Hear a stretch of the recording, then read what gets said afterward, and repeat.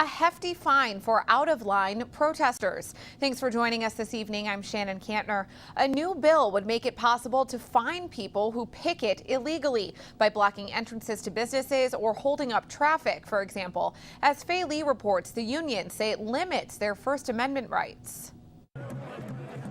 Protesters can get loud or even angry. But Representative Tom McMillan says that's not the problem, even when thousands gathered at the Capitol late 2012 protesting the right to work law.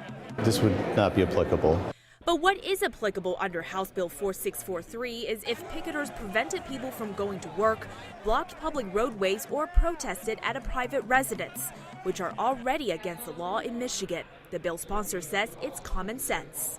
If they're trespassing, it's illegal. The bill, if signed into law, would allow businesses to ask a court to stop unlawful pickets without showing proof of harm. Individuals responsible could be fined up to $1,000 for each day of the violation, and unions up to $10,000. Unions say the legislation has chilling effects, and the hefty fines are far too punitive.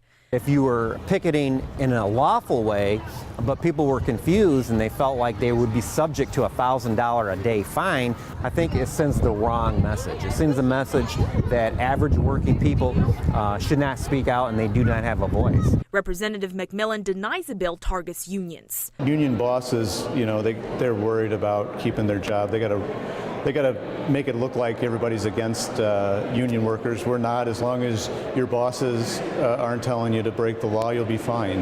In Lansing, Fei Lee, Fox 47 News. The same bill was also introduced in the Senate in the last session, but that didn't make it into committee because it's illegal already to block the entrance or prevent people from going to work. Unions think it's unnecessary.